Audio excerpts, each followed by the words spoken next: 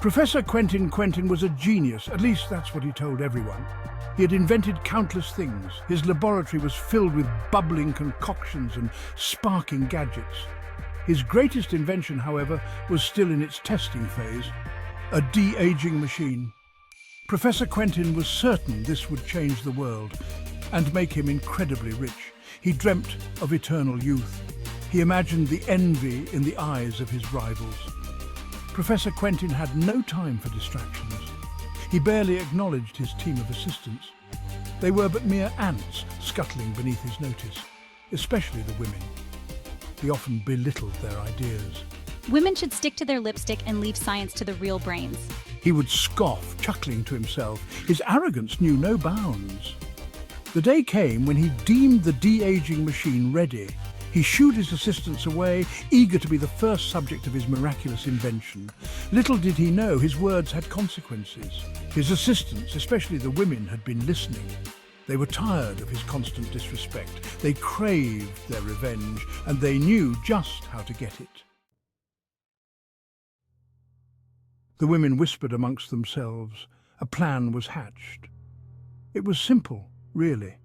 Just a few tweaks to the machine's settings, a slight alteration in the chemical compound, a dash of malice, a sprinkle of revenge.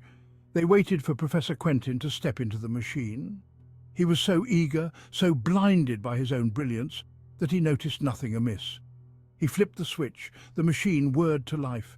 The lights pulsed, bathing the laboratory in an eerie glow.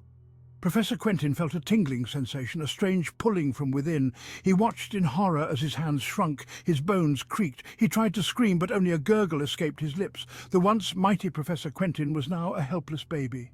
The machine sputtered and died, its job unexpectedly complete. Professor Quentin lay amongst the wreckage, a tiny, whimpering infant. His brilliant mind, however, remained. He was trapped, fully aware, inside his baby self. This was not the eternal youth he had envisioned. The women emerged from the shadows, their faces a mask of mock concern. Oh dear, Professor. Looks like your little experiment didn't go quite as planned. They circled him, their laughter echoing through the lab. His humiliation was their triumph. He glared up at them, his baby face contorted in a silent scream. They lifted him from the wreckage. Their touch was gentle, but their eyes held a glint of amusement. They had him now.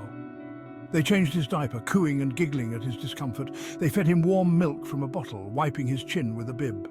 His stomach churned with each insult disguised as a kindness. He was their plaything, a living doll to be dressed and undressed at their whim. Professor Quentin, the once esteemed scientist, was now at the mercy of the women he had so carelessly dismissed.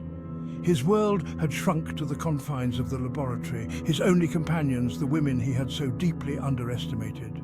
How he longed to turn back time, to swallow his arrogant words. But it was too late. He was trapped, his fate sealed by his own hubris.